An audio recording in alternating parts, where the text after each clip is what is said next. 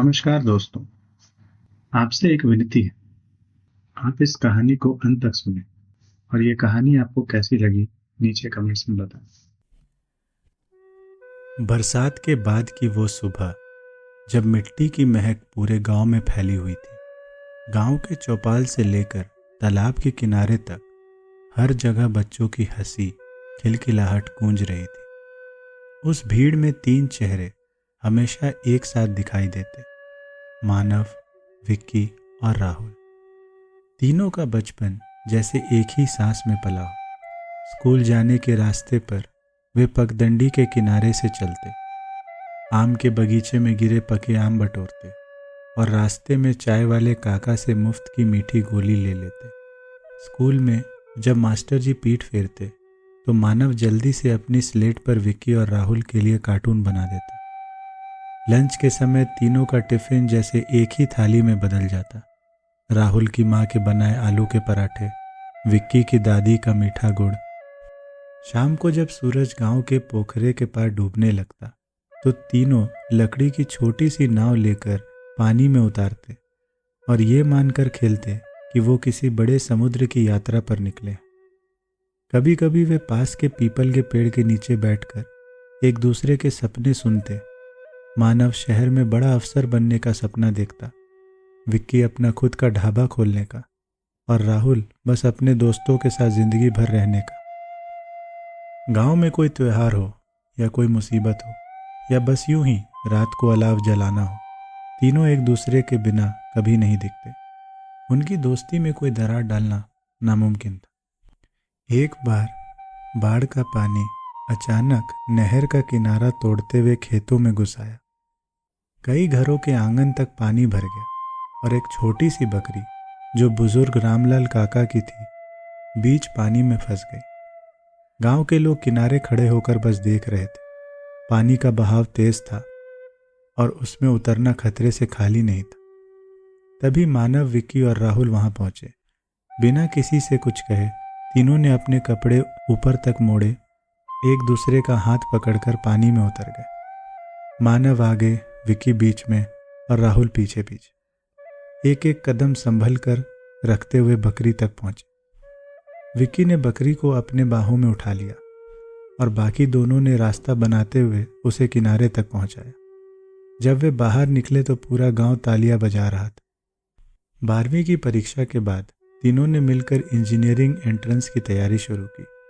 गांव के बरगद के नीचे बैठकर किताबें खोलना, एक दूसरे से सवाल पूछना और रात को लालटेन की रोशनी में मॉक टेस्ट देना, यही उनकी दिनचर्या बन गई थी। जब रिजल्ट आया तो तीनों के नंबर अच्छे थे, लेकिन मानव का स्कोर बाकी दोनों से कहीं ज्यादा था।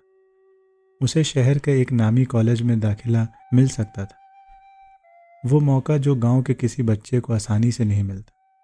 गांव के लोग, मास्टर जी और यहाँ तक कि मानव के घर वाले भी बोले, लेकिन मानव ने बस एक बात कही, भविष्य बदलने से पहले मैं अपना वर्तमान नहीं बदल सकता। उसने उसी कॉलेज में दाखिला लिया जहां विक्की और राहुल को मिला था। तीनों ने एक ही हॉस्टल का कमरा लिया। दीवार पर बचपन की एक साथ खींची तस्वीरें टांगी जिसमें वे पोखरे के नाव पर बैठे हंस रहे थे। शहर में नई जिंदगी शुरू हुई। कैंटीन में बैठकर पुरानी शरारतें करना, लेक्चर बंक करके मूवी देखना और रात को छत पर बैठकर गांव की यादें ताज़ा करना। कॉलेज के पहले साल में ही विक्की ने अपनी अलग ही पहचान बना ली थी। काले घुंघरेले बाल, हमेशा मुस्कुराता चेहरा और बात करने का ऐसा अंदाज कि कोई भी उसकी तरफ खींचा चला है। प्रोफेसर भी मजाक में कहते, अगर पढ़ाई में तुम्हारा आधा आकर्षण भी लग जाए तो टॉपर बन जाओगे। उसी दौरान उनके ब्रांच में एक नई लड़की आई, मोहिनी। उसके नाम में ही जैसे कोई अदृश्य खिंचाव था। लंबी चोटी, हल्की सी मुस्कान और आंखों में एक ऐसा गहरापन, उनमें झांकते झांकते कोई भी रास्ता भूल जाए। शुरू में तीनों बस मजाक में उसका जिक्र करते थे, लेकिन धीरे धीरे विक्की का रवैया बदलने लगा। वो लेक्चर के बाद मोहिनी के पास रुक जाता, ग्रुप प्रोजेक्ट में उसके साथ बैठने का बहाना ढूंढता। एक शाम हॉस्टल के कमरे में बैठकर उसने मानव और राहुल से कहा, सोच रहा हूं उसे कह दूं कि मुझे वो पसंद है। मानव हंस पड़ा, तू तो फंसी गया भाई, राहुल ने छेड़ा। हाँ बस ध्यान रखना, मोहिनी तेरे दिल की इंजीनियरिंग कर दे, दिमाग की नहीं। अगले दिन विक्की ने हिम्मत जुटाई। लाइब्रेरी के बाहर, जहाँ शाम का सूरज खिड़की से सुनहरी रोशनी बिखेर रहा था, उसमें मोहिनी से कहा, क्या तुम मेरे साथ कॉफ़ी पीने चलोगी? मोहिनी कुछ पल चुप रही, फिर हल्की सी मुस्कान के साथ बोली, ठीक है, आशा। शाम होने से पहले ही मानव और राहुल ने अपने अपने काम छोड़ दिए। भाई आज तुझे तो हीरो बनना है। राहुल ने अलमारी खोलते हुए कहा। मानव ने उसकी पसंदीदा नीली शर्ट निकाल कर पकड़ाई। ये पहन, तेरी आंखों का रंग और चमक जाएगा। राहुल ने बालों में जेल लगाते हुए मजाक किया। बस मोहिनी तेरी आंखों में देखेगी और बोलेगी चलो भाग चलते हैं। विक्की आईने के सामने खड़ा होकर कॉलर ठीक करता, कभी जूते पॉलिश करता तो कभी बालों को बार बार संवारता। देखो दोस्तों, उसने आईना में अपनी झलक देखते हुए कहा, आज का दिन यादगार रहेगा। मैं गारंटी देता हूँ, मोहिनी आज से मुझे कभी ना नहीं कही। मानव ने भौं उठाकर छेड़ा। ओह, तो तू प्लान बना चुका है शादी का? राहुल ने हंसते हुए कहा, शादी छोड़, पहले देख कि वापस लौट के भी आएगा कि नहीं। विक्की ने मुस्कुराते हुए एक झटक दिया। तुम लोग जलते हो मुझसे। जब मैं मोहिनी के साथ कॉलेज का कपल ऑफ द ईयर बनूंगा, तब याद रखना ये दिन। इतना कहकर उसने एक पोज मारा, जैसे फिल्म का हीरो डेट पर निकलने से पहले देता है। तीनों की हंसी कमरे में गूंज उठी। सेमेस्टर की परीक्षा खत्म होते ही तीनों अपने गांव लौट आए। पहले कुछ दिन तो घर की रसोई के स्वाद और बचपन की गलियों में घूमते बीते, लेकिन एक हफ्ते बाद सब कुछ सूना सूना लगने लगा। शाम को बरगद के पेड़ के नीचे बैठे वो बोरियत मिटाने के लिए नए नए बहाने ढूंढ रहे थे। तभी मानव ने अचानक से कहा, चलो बंधक पहाड़ चलते हैं। राहुल के चेहरे का रंग एकदम बदल गया। तू पागल है क्या? तुझे पता है वहां जाना मना है। बंधक पहाड़ी के बारे में गांव में एक पुराना किस्सा था। कहा जाता था कि वहां तंडुक नाम का एक प्रेत रहता है। लोग कहते वह सिर्फ इंसानों का दिल का मांस खाता है। उसकी आंखें अंधेरे में लाल जलती हैं और उसके माथे पर मुड़े तुड़े सींग जैसे उभरते हैं। बरसों से कोई भी वहां नहीं गया। विक्की ने हंसते हुए कहा, अरे भाई, सुनी सुनाई बातें पर यकीन मत कर। आज तक किसी ने देखा है उस तंडुक को? हो सकता है कि बस ये डराने के लिए फैलाया हुआ एक किस्सा हो। राहुल ने सिर हिलाया। तुम दोनों को मजाक लग रहा है, लेकिन ये जगह सच में अशुभ है। मानव आगे झुका। उसकी आंखों में वो पुरानी बचपन वाली शरारत चमक रही थी। सोच, अगर हम लोग वहां गए और हमें कुछ भी नहीं हुआ तो ये मिथक हमेशा के लिए टूट जाएगा। गांव में हमारा नाम हो जाएगा। तीनों ने वहां जाकर साबित कर दिया कि तांडुक सिर्फ एक कहानी है। विक्की ने बात को और हवा दी। और ये अगर सच में वहां कुछ निकला तो हम तीनों है ना, साथ में बचपन से मुसीबतों से एक साथ लड़ते आए। ये भी बस एक एडवेंचर होगा। राहुल कुछ देर चुप रहा। उसके मन में डर तो था, लेकिन दोस्तों के साथ जाने का खिंचाव और उस हीरो बनने का लालच भी कम नहीं था। अंत में उसने गहरी सांस ली। ठीक है, लेकिन अगर कुछ हुआ तो भागने में सबसे आगे मैं रहूंगा। तीनों के चेहरों पर हल्की सी मुस्कान आ गई। अगली ही सुबह सूरज उगने से पहले तीनों ने अपना बैग तैयार कर लिया। जैसे ही गांव का कच्चा रास्ता पीछे छूटने लगा, उनकी आवाजें और हंसी धीमी होने लगी। चारों तरफ फैले खेतों में हल्की सी धुंध थी और दूर पहाड़ी की काली आकृति सुबह के आसमान में और भी डरावनी लग रही थी। राहुल ने धीमे स्वर में कहा, ये पहाड़ी तो दूर से ही अलग लग रही, जैसे देख रही हो हमें। मानव ने उसके कंधे पर हाथ रखा। आराम से, हम सब एक साथ हैं। सुबह की धुंध जैसे छटने लगी। पगडंडी और भी संकरी और उबड़ खाबड़ हो गई। गांव के खेतों के बाद धरती का रंग बदल सा गया। भूरी सूखी मिट्टी की जगह फटी हुई दरारें आने लगी, जैसे वो जगह ने बारिश का पानी कभी देखा ही ना। पहाड़ी की तलहटी से चढ़ाई शुरू होते ही रास्ता घने झाड़ियों और बेलों के बीच से होकर जाता था। इन बेलों पर ना कोई फूल था, ना पत्तियों में कोई हरियाली, बस सूखा खुरदुरा स्पर्श, जैसे किसी पुराने रस्से से हाथ छिल जाए। हवा में एक अलग सी बास थी, न पूरी तरह सड़ी न पूरी तरह ताजी, जो नाक में उतरकर बेचैनी पैदा कर दे। मानव आगे आगे चल रहा था, हाथ में टॉर्च पकड़े। भले ही दिन का उजाला था, लेकिन पेड़ों और चट्टानों की वजह से कई जगह छाया इतनी गहरी थी कि रोशनी की जरूरत पड़ रही थी। विक्की बीच में और राहुल सबसे पीछे। जैसे जैसे वे ऊपर बढ़ते गए, हवा में ठंडक बढ़ने लगी। पेड़ों की डालियां ऐसी मुड़ी तुड़ी थी जैसे किसी ने उन्हें मोड़कर रास्ता बंद करने की कोशिश की। कहीं कहीं रास्ता इतना तंग हो जाता कि एक बार में सिर्फ एक ही आदमी निकल सकता था। इन पलों में पीछे खड़े दोस्त का सांस लेना भी साफ सुनाई देता था। करीब 1.5 घंटे की चढ़ाई के बाद सूरज उनके सिर के ऊपर था, लेकिन ऊपर से गिरती रोशनी भी इस रास्ते की ठंड और सन्नाटे को नहीं तोड़ पा रही थी। करीब 2 घंटे की चढ़ाई के बाद वो आखिरकार बंधक पहाड़ी की चोटी पर पहुंचे। ऊपर पहुंचते ही चारों तरफ का नजारा उनके लिए किसी इनाम से कम नहीं था। पूर्व दिशा में गांव के धान के खेत सुनहरी धूप में चमक रहे थे। पश्चिम में दूर दूर तक फैली पहाड़ियों की कतारें, जिनके बीच से एक पतली सी नदी सांप की तरह बलखाती हुई चल रही थी। हवा इतनी साफ थी कि हर सांस फेफड़ों को ठंडा कर रही थी। राहुल ने गहरी सांस ली। कसम से यहां तक आना व्यर्थ नहीं था। मानव चुपचाप खड़ा था। उसकी नजरें घाटी की गहराई में टिकी थी। एक हल्की सी मुस्कान उसके होठों पर थी, पर उसमें गर्माहट नहीं थी। एक सूनापन और एक ठंडापन था। अचानक उसने पास खड़े विक्की और राहुल के कंधे पर हाथ रखा और बिना किसी चेतावनी के दोनों को धक्का दे दिया।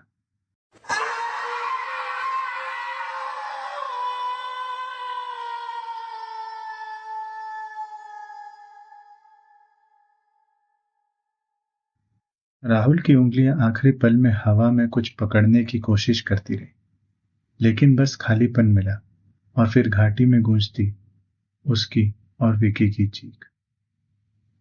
अब चोटी पर सिर्फ मानव खड़ा था, शांत चेहरे के साथ, जैसे कुछ भी असामान्य ना हुआ। उसकी आंखों में हल्की सी लालिमा थी और होठों पर वही ठंडी मुस्कान।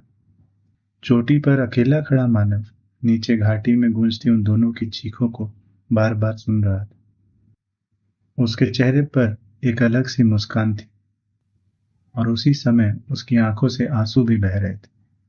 वह हंसते हुए अपने आंसू को पोंछ रहा था और फिर अचानक रोने लगता।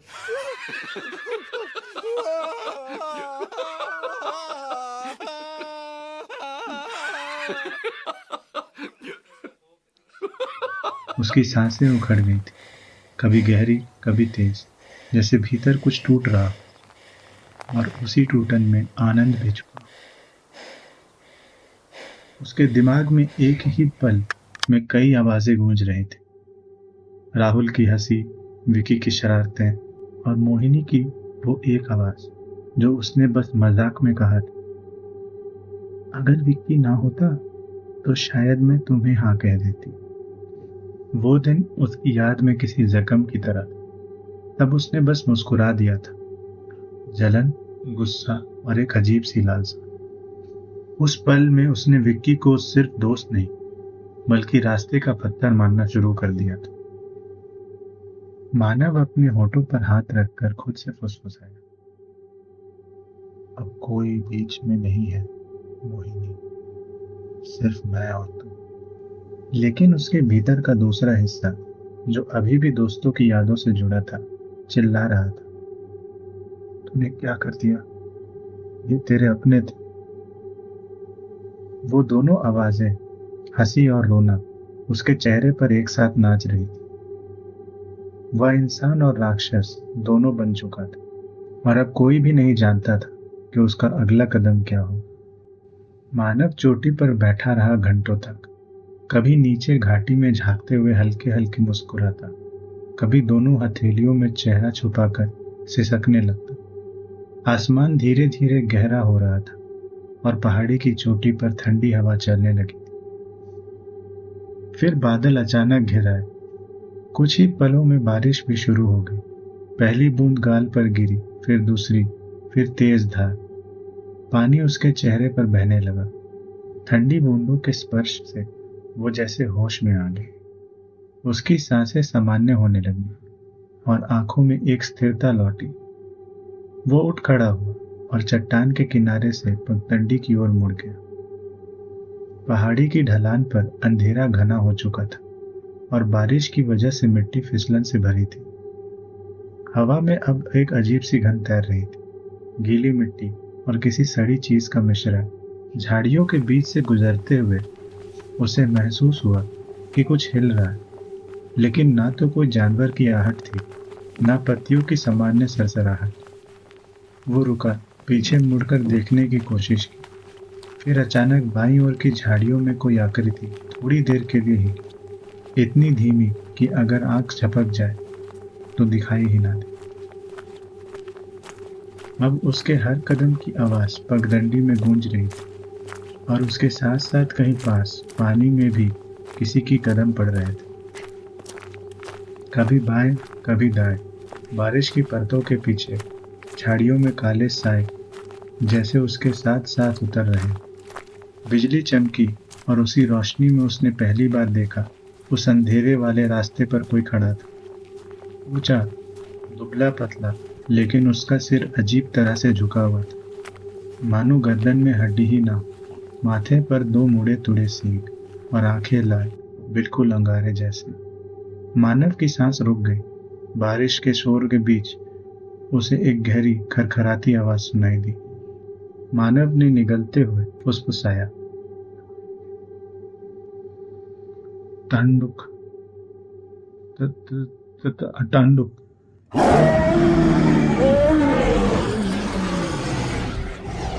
बिजली फिर गिरी और इस बार जब रोशनी हुई, वो साया सिर्फ 2 कदम दूर था।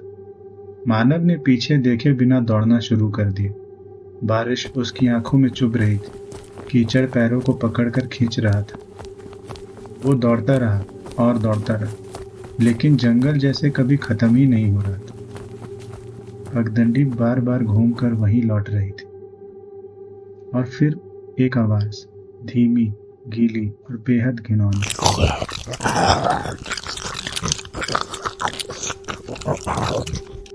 जैसे कोई किसी मुलायम गर्म चीज को चबा रहा हो।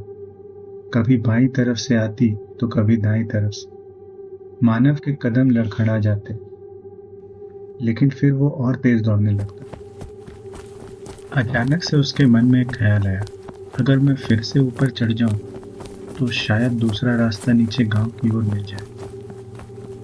वो भारी कदमों से फिर चोटी की तरफ चढ़ने लगा। बारिश अब हल्की हो चुकी थी, लेकिन बादल अब भी इतने नीचे झुके थे कि लगता था आसमान जमीन को छू रहा हो। वो ऊपर पहुंचकर चारों तरफ देखने लगा। चोटी से कुछ 200 फीट नीचे एक खुली जगह पर कुछ लोग खड़े थे। उनके सिर झुके हुए थे और वो एक घेरा बनाकर किसी चीज को देख रहे थे। मानव की आंखों में उम्मीद की चमक उठी।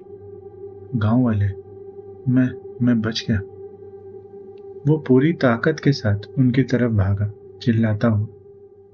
लेकिन एक अजीब बात थी, किसी ने उसकी तरफ देखा तक नहीं। वे ऐसे खड़े थे जैसे उसकी आवाज वहां पहुंच ही नहीं रही हो। मानव का दिल जोर से धड़कने लगा। उसने और नजदीक जाकर देखा।